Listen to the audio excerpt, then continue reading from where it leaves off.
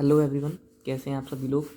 तो बच्चों, हमारा चैप्टर चल रहा था हाइट एंड डिस्टेंस। ठीक है, इससे पहले हम लोगों ने अपने 3 चैप्टर कंप्लीट किए हैं, अर्थमेटिक प्रोग्रेशन, सर्कल और कंस्ट्रक्शन, जो कि मेरे चैनल पर पड़े हुए हैं। आप उन्हें वहाँ पर जाकर देख सकते हैं। ठीक है, अगर अभी तक किसी ने नहीं देखे हैं तो हाइट एंड डिस्टेंस में हमारा चल रहा था लेक्चर नंबर 2। तो इससे पहले हम लोगों ने हाइट एंड डिस्टेंस में क्या सीखा था। हमने सीखा था हाइट एंड डिस्टेंस में कि हाइट एंड डिस्टेंस के बेसिक कंसेप्ट क्या होते हैं, उन्हें कैसे लगाते हैं। ठीक है, इसके अलावा मतलब इसका रोल क्या है। इसके अलावा हमने उसके कुछ क्वेश्चंस किए थे, एप्लीकेशन बेस्ड क्वेश्चंस। आज हम इस लेक्चर में और आगे के वैसे ही क्वेश्चंस करेंगे। ठीक है, तो चलिए स्टार्ट करते हैं अपना लेक्चर नंबर 2। देखते हैं अपना आज का पहला क्वेश्चन। हमारा पहला क्वेश्चन क्या बन रहा है, चलिए देखो। क्वेश्चन को ध्यान से पढ़ो। आपसे कह रहा है कि एक पॉइंट है ओ ग्राउंड पर। तो कोई पॉइंट ले लिया मैंने ओ ग्राउंड पर। ठीक है, the angle of elevation of a top of a tower is 30 degree. एक टावर है, उसका एंगल ऑफ एलिवेशन कितना है, 30 डिग्री है। And that of the flag stop on the top of the tower. Tower के ऊपर एक फ्लैग स्टॉप और है।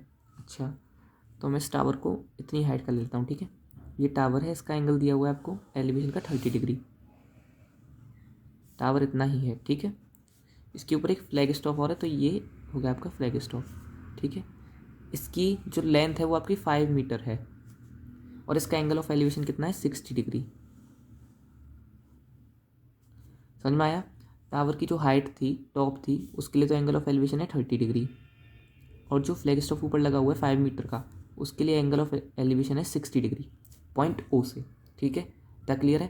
देखो यहाँ पे हमें 2 ट्राइंगल मिल रहे हैं। सबसे पहली बात, ट्राइंगल कौन कौन से नाम कर दूँ मैं इनका, तो CBO और ABO। ठीक है, 2 ट्राइंगल आपको मिल रहे हैं, राइट एंगल ट्राइंगल। ठीक है, इसके बाद इन दोनों में कॉमन क्या है, वो है एक्स। तो हम एक्स को एलिमिनेट करेंगे। इतना क्लियर है। चलिए, अब रिलेशन किस में लेंगे। तो रिलेशन देखो, या तो पी, हमें रिलेशन देखो, एक तो पी दिया हुआ है, इसमें से निकालना है एक्चुअली एच, और दूसरा कॉमन जो है वो बी है। तो पी और बी में रिलेशन आना चाहिए। आई बात समझ में। बी कॉमन है दोनों में भाई, इस ट्राइंगल में और इस ट्राइंगल में। और ये तो हमें निकालनी ही है हाइट, तो इस ये रहना चाहिए। एक तो ये ज़रूरी है, और दूसरा ये कॉमन है, ये एलिमिनेट करने के लिए ये ज़रूरी है। तो हम लोग पी और बी में निकालेंगे। 2 हमें यहाँ से रिलेशन मिलते हैं, तो टेन थीटा और एक कॉट थीटा। ठीक है, ये होता है पी अपॉन बी, ये होता है बी अपॉन पी। ठीक है, अब लगाएं कौन सा वाला दोनों में से, ये भी ज़रूरी बात है। तो देखो छोटे ट्राइंगल में एक बार, अगर मैं यहाँ से टेन 30 लेता हूँ तो मेरे पास क्या हो जाएगा, 1/√3 अपॉन में आएगा वो। तो यहाँ से थोड़ी दिक्कत बढ़ जाती है, इसलिए हम लोग कॉट लेंगे। तो कॉट 30, सोचो कॉट 30 ये है आपका। कॉट 30 मतलब x upon h, base upon hypotenuse perpendicular. Base इसका एक्स है, परपेंडिकुलर इसकी एच है ना। तो कॉट 30 की वैल्यू कितनी होती है, √3 equals to x upon h. तो यहाँ से एक्स की वैल्यू में मिल गई H√3, यहाँ से मिल गया एक्स इक्वल्स टू H√3। ये आपकी होगी फर्स्ट इक्वेशन। अब दूसरे पर आइए। दूसरा में क्या दिया हुआ है, कॉट 60, बड़ा एंगल 60 है, इसकी वैल्यू कितनी है, बेस तो एक्स ही हो जाएगा और हाइट इसके लिए पूरी H+5 हो जाएगी। कॉट 60 की वैल्यू 1/√3 एक्स अपॉन H+5। ठीक है, अच्छा दिख नहीं रहा है, चलिए एक बार और देख लीजिए। देखो ये 60 है, कॉट 60, इसके लिए हमारा बेस जो है एक्स हो जाएगा और परपेंडिकुलर इसकी ये पूरी हो जाएगी H+5। इतना क्लियर है। तो 1/√3 equals to x upon H+5। ठीक है, तो यहाँ से हमें एक्स की वैल्यू कितनी हो जाएगी, H+5 अपॉन √3 क्रॉस मल्टीप्लाई, है ना। H+5 इधर चला जाएगा, तो एक एक्स की वैल्यू ये है, एक एक्स की वैल्यू ये है, दोनों को इक्वेट कर सकते हैं।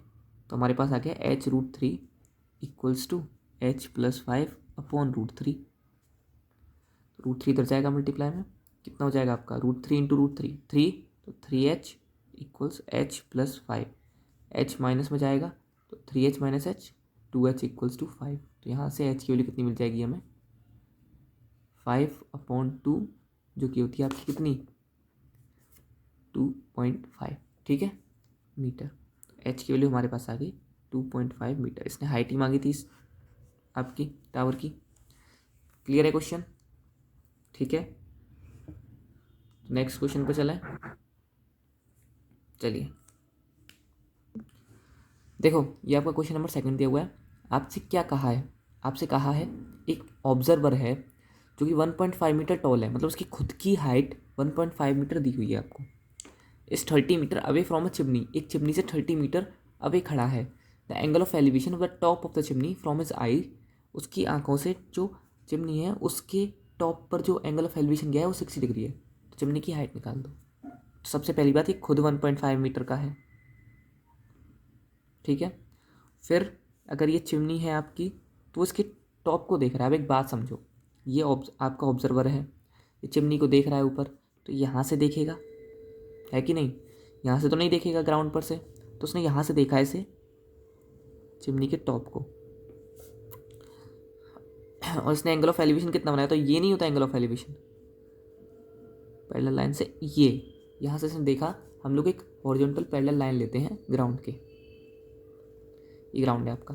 तो यहाँ से जब इसने देखा तो इसका जो एंगल ऑफ एलिवेशन बना है वो 60 डिग्री बना है, ठीक है।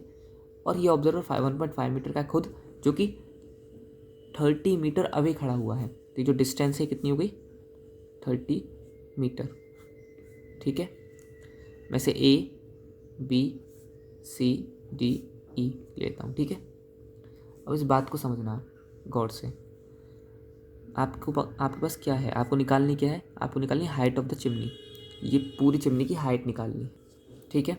अगर मैं पूरी चिमनी की हाइट को कैपिटल H मान लूँ और इस छोटे से डिस्टेंस को स्मॉल h, तो कैपिटल H की वैल्यू क्या हो जाएगी? खुद सोचो, ये 1.5 मीटर है, ये एक रेक्टेंगल नहीं है, तो ये 30 मीटर हो जाएगा और ये 1.5।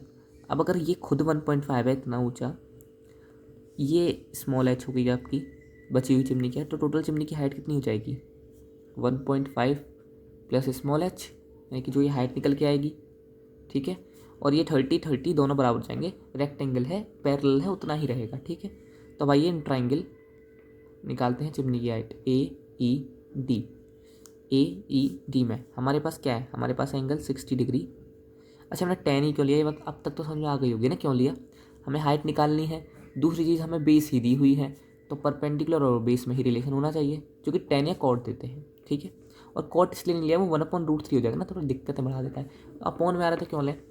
तो 1060 की वैल्यू आपके पास √3 हो जाएगी। इसकी हाइट कितनी है? h अपॉन डिस्टेंस कितना है? 30। तो यहाँ से हाइट की वैल्यू आएगी आपकी 30√3। इतना क्लियर है? स्मॉल h की वैल्यू कितनी आएगी? 30√3। तो कैपिटल H कितना हो जाएगा? 1.5 प्लस 30√3। 30√3 की वैल्यू कितनी होती है? देखो, √3 की वैल्यू तो होती है 1.732। ये आपको क्वेश्चन में यहाँ पर गिवन होती है,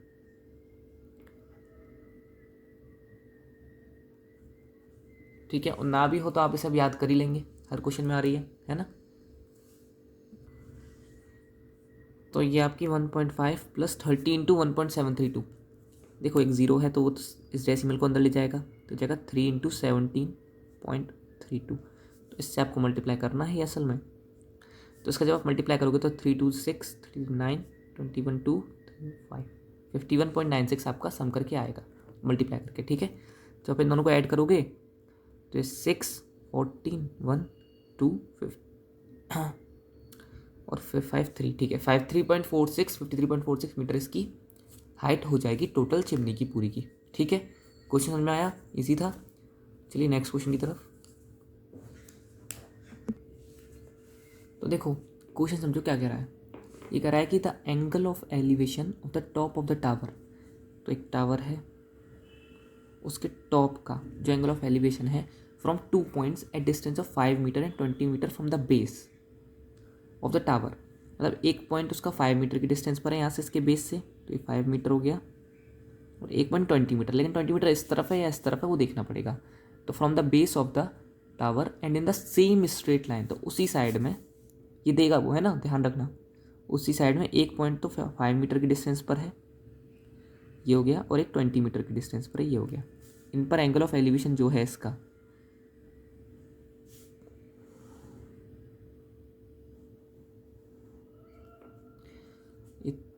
एंगल ऑफ एलिवेशन कितना कितना है, कॉम्प्लीमेंट्री है, लो दिया भी नहीं है, with it are complementary. Complementary मतलब ये ट्राइंगल अगर आपका ABCD है और ये 90 डिग्री है, ये वाला एंगल और ये वाला एंगल कॉम्प्लीमेंट्री है। कॉम्प्लीमेंट्री मतलब इन दोनों का सम कितना होगा, 90 डिग्री। तो अगर मैं इसे मान लेता हूँ थीटा, तो कितना हो जाएगा 90 माइनस थीटा, ठीक है। दोनों का सम 90 आना चाहिए ना, तो ये थीटा है तो वो 90 में से माइनस कर तो थीटा हो जाएगा। Find the height of the tower, निकालनी क्या है, हाइट निकालनी है, लो और कुछ दिया ही नहीं है। अच्छा ये डिस्टेंस दी थी, ये 5 है और ये पूरी 20 है। इसने कहा वो उसके बेस से, टावर के बेस से 20 है, तो ये चीज़ 20 नहीं है, इस पूरे की डिस्टेंस 20 है दूसरे वाले पॉइंट की टावर से, ठीक है, ध्यान रखना। तो ये कितनी हो गई, 15, वैसे इसकी ज़रूरत पड़ेगी नहीं, ठीक है। तो अभी इसी आइए इस ट्राइंगल पे, ट्राइंगल ABC हमारे पास क्या है, हमारे पास है tan theta equals to ten. अच्छा tan के लिए समझ में आ गया होगा ना, एक तो हाइट निकालनी है तो ये तो लेना ही पड़ेगा, और दूसरा यही दिया है ना, हाइपोटेनस क्यों लेंगे। तो tan theta equals to H upon base कितना है 5, ठीक है। अब देखो थीटा का कुछ नहीं कर सकते, हमारे पास यही है, नहीं कर सकते, यहीं छोड़ दीजिए इसे। इन ट्राइंगल ABD आपके पास कितना हो जाएगा tan, इसका एंगल कितना है, इसका एंगल है 90 माइनस थीटा, वैल्यू क्या जाएगी H अपॉन ये पूरी 20 है ना, पूरी 20 दी थी उसने। अच्छा tan 90 माइनस थीटा कितना होता है, तो हमने पढ़ा था ट्रिग्नोमेट्री में cot थीटा होता है, ठीक है। अच्छा cot और tan का रिलेशन क्या होता है, तो आपको याद होगा cot theta equals to 1 upon tan theta, इसका रेसिप्रोकल होता है। तो इसको हम क्या लिख सकते हैं, हम इसको लिख सकते हैं 1 अपॉन tan थीटा। इस क्वेश्चन को ध्यान से समझना, इक्वल्स टू H अपॉन 20, ठीक है। तो यहाँ से tan थीटा कितना हो गया आपके पास,